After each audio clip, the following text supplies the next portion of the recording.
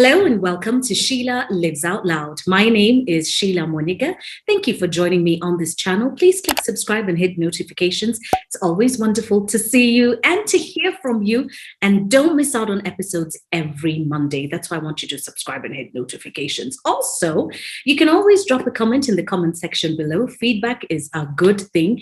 And today's episode is one that I implore you to share, especially as things heat up with the holiday season. The long weekends are unfolding, the political rallies are becoming intense, and this is information that we all need at our fingertips.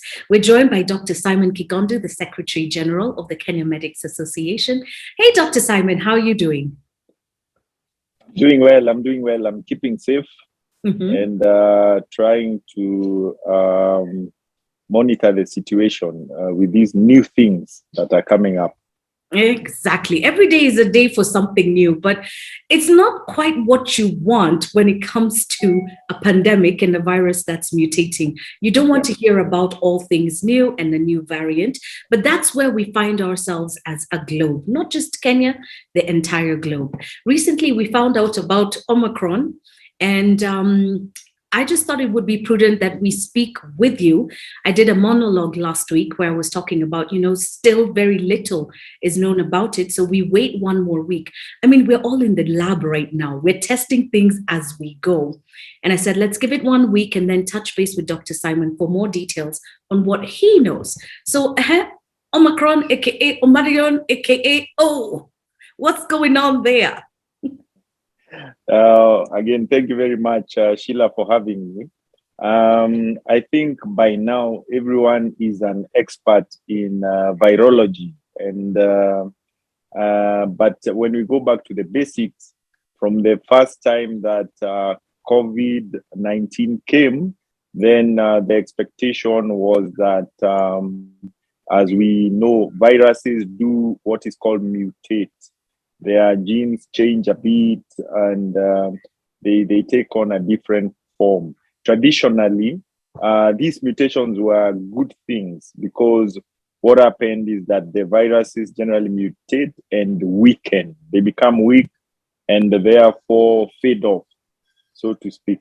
The COVID-19 virus has had several mutations, and they are actually some mutations that maybe did not become as prominent as the ones that you know. Which ones do you know?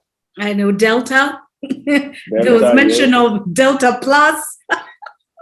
So you see, the reason you know Delta was because that particular mutation came with an increase in hospitalization, an increase in transmissibility, and an increase in hospitalization. It was generally reported as severe. There actually have been unnamed mutations of COVID, including beta, lambda. We are now getting to know the Greek alphabet. Soon, tutamaliza. By fire. So the South Africans, about 2 weeks ago, South Africa is a very strong hub of research. Actually, had mapped out a different variant from the one that was predominant, and they reported it to the world. And this, when the WHO met, it was the variant was labeled Omicron, and Omicron, as you see, they've been picking the names from the Greek alphabet, and therefore this particular variant is very, very new. As you put it clearly, the dominant variant that is there is that Delta variant. All these variants are defined by the genetic sort of how it is arranged in the genetic code. So when something changes a bit, then you call it a variant. The Omicron variant, they have said, has a few mutations on the spike protein. So they are watching to see if this changes in the spike protein. The spike protein is what is on helps the virus get into the cell, latch onto and get into the cell. So when it changes, what the speculation may be, does it prevent previous immunity? That's what they want to see. But that can only happen when we observe scientifically. So we wait for people to get Omicron, so to speak. Do they get sicker? Are they ones getting sick the ones who have been immunized? What is the severity? Are they being admitted to hospitals? And that is what is called surveillance. Right. So when this surveillance is done, then with time, then more and more information will come in. But the initial description by doctors from South Africa, and specifically the president of the South African Medical Association, who has health practices, was that the people she was seeing with the Omicron variant were generally coming with mild disease. So we hope and pray that it will be so, but the observation and the scientific study is what will inform us of what the effects of this Omicron are. By the time a variant is described, it is probably worldwide. And that has been shown in the past week or so, right, with many other countries describing actually having the Omicron variant. One of the countries actually went and looked back on some of the plasma that they had stored and identified one or two Omicron, which is not related to this time period. Mm-hmm. So that is the situation we are in. Right. Yes. Okay. Now that you've described it as from what other doctors have experienced and viewed and seen, that there is mild infection. So when it comes to symptoms, how can you tell you've got Delta? How can you tell maybe you've got Omi, or maybe there was Theta, or maybe Beta? Are there specific symptoms for Omicron? No. So when generally the COVID infection does come with those most common symptoms. You're having flu-like symptoms, throat irritation, you're feeling body tiredness, myalgia, the general ones. And when someone comes with symptoms, then you cannot know whether it is Delta, Alpha, or that can only be done by testing, the laboratory testing to check which is this specific one. But generally, you would be tested for COVID, but about the specific variant, then that's our further testing. But that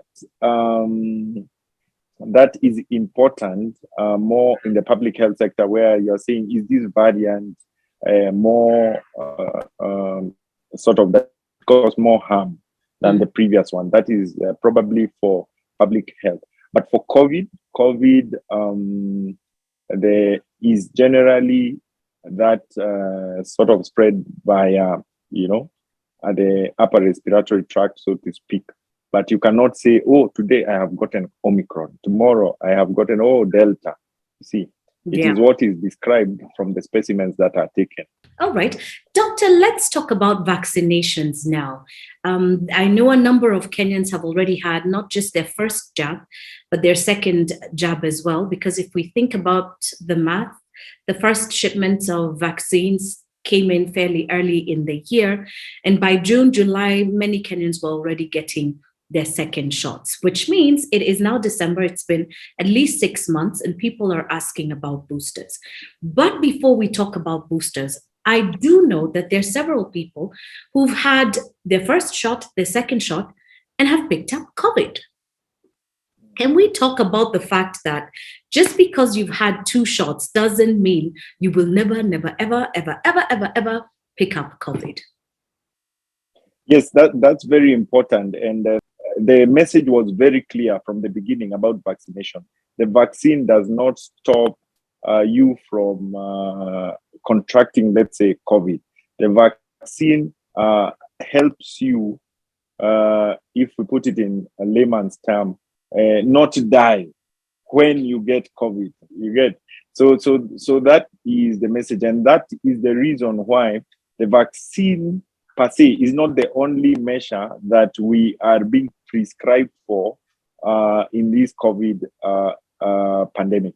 And that's the reason probably some of the people who we have been told that we must remain wearing masks in crowded areas, we avoid crowded areas, and washing hand hygiene with soap and water, and the places where sanitizers are present. These are measures that go hand in hand with vaccination. And the message should be clear that it is important to get vaccinated to prevent severe disease, but you can still transmit the infection. And therefore, it is also important that you keep wearing masks, keep washing your hands with soap and water, and getting treated when you contract COVID. And yes, I agree with you. We have seen a few people who have actually been vaccinated who have contracted COVID, and the research is ongoing. And with time, of course, we will have a lot of data on COVID vaccinated versus non-vaccinated. We've seen quite a lot of that, and the hospitals have been trying to give that kind of data to show the benefit of vaccination on admission and severity of disease. But it is important for us to keep the COVID prevention measures, and especially in this season of political campaigns. Right. Okay. Before we talk about boosters, there's something I want to go back to from our conversation so far, and this concerns data. You're collecting information. There are studies that are ongoing on different levels, not just globally, but locally as well. When it comes to the new variants, and you really helped me understand why we get to hear about certain variants and the others, Chiniamaji, that don't necessarily hit the news, but because it's mutating so quickly, they are there. What we've seen happen to South Africa in identifying Omicron and being vilified for it, do you think that has a negative impact on, say, other nations, Kenya included, reporting any other variants that we notice? And how does this affect and impact the fate of COVID, and how much better off as a world we would be if we were more open with this information? Yeah. Earlier on, even in the COVID pandemic, we saw what the adverse effect that treating people, or let's put it, stigmatizing people or a place, can have on management of a disease. We saw that from the how people were being treated early on in COVID actually led to less reporting or even testing for COVID, you see. So the country and generally the world must be careful about how they react to those who identify and actually report the any new strains or variants. The reports from South Africa are good scientific practice, because when we take an oath to protect everyone, then it is incumbent upon someone who has seen something different that might be of benefit to the world to actually report it. As you know, how they say what you do with that information is purely up to you. So how people respond to that then maps out how the responses in future. So one of the issues that came up was travel bans, and there was a big debate as to whether these work. There was a debate about lockdowns and things like that. We saw that parts of Europe actually there were some lockdowns when there was an increase in COVID cases, and all these are public health measures to try to limit the spread of the illness. The reason for all this is try to decrease the number of people getting COVID, because the number of hospitalization and overwhelming of health facilities is a factor of numbers. Yeah, is a factor of numbers. So when you have 1,000 people and you're saying COVID causes 5% hospitalization, then you will have 50 people in hospitals. When that comes to 10,000, then they become 500. When that goes to 100,000, then that becomes a very big number. So the aim is just to prevent the spread so that to minimize the number of people who are hospitalized, hence the measures that are put in place to limit transmission. There is the concept of some places where vaccinations haven't been enough, and the concept of where they are saying you are only safe when everyone is safe. So if you think that vaccination is a good way of preventing severe disease and also transmission, then it's important for these vaccines to be made available to as many people in as short a period of time as possible. As a result of that, then we can move on from there. Yeah. So places with high vaccination rates, then it is easier probably for them to control the pandemic, so to speak, and protect their health resources. So how you react is purely almost a political decision, but everyone is sort of trying to do it in the interest of preventing rapid spread of the COVID disease. Okay, so let's come back to Kenya now and talk about our vaccination. There have been millions of vaccines that have been delivered to the country over the past 2 or 3 weeks, which is great news. And recently there was an announcement from the government that churches are going to be used to administer vaccinations. Why it has taken this long to actually get this done, I will never know, but I do believe you and I agree that is a positive step in the right direction to making sure that we get even more Kenyans vaccinated. But I'd like us to talk about booster shots. 6 months are up for many. For some of them, even before they got the booster, they got COVID. Yeah. So the question becomes, should you get COVID?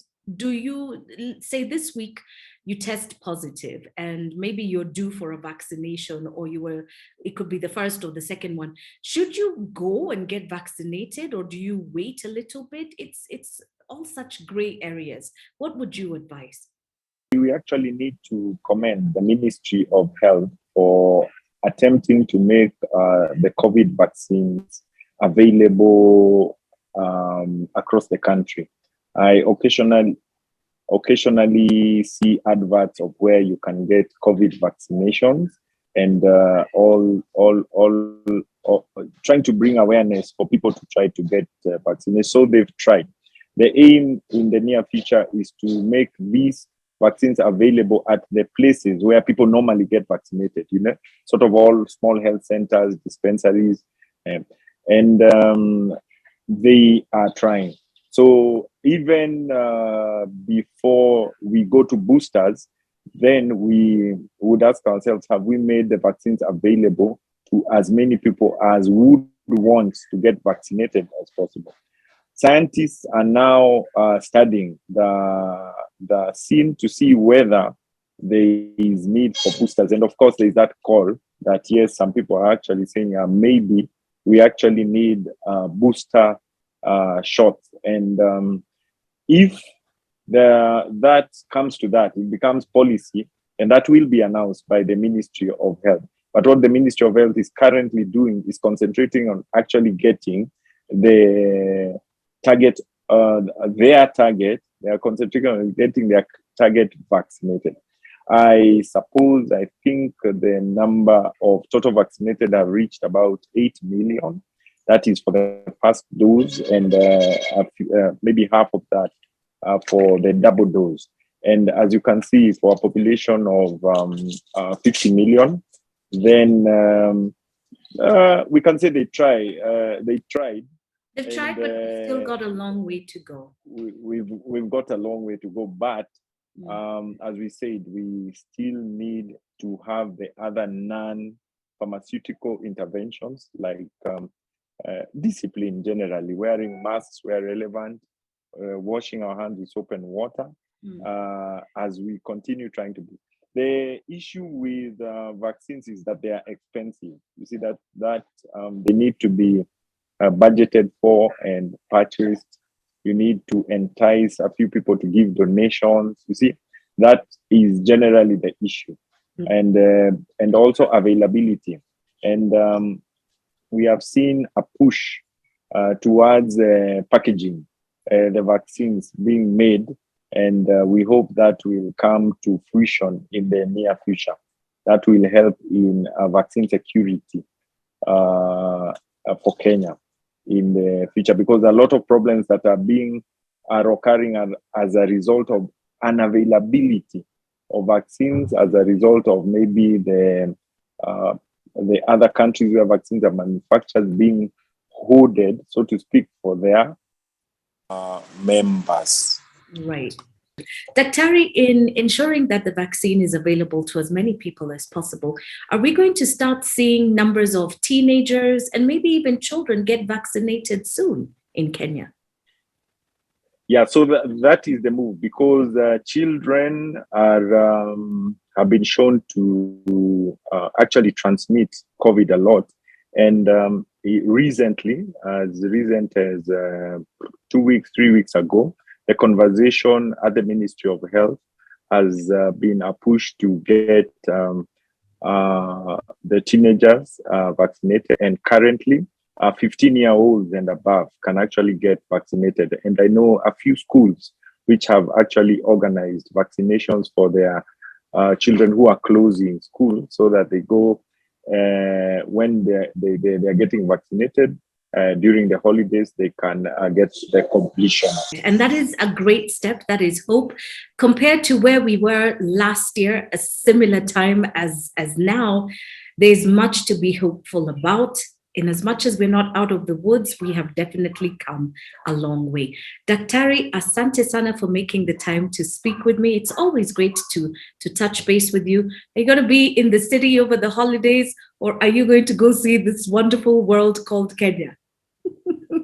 The holidays, when children close, you have to take them somewhere out of their comfort zone and away from areas where there's COVID. So I think I'll look for an open plain to take them and maybe look at animals, the clouds, and things like that.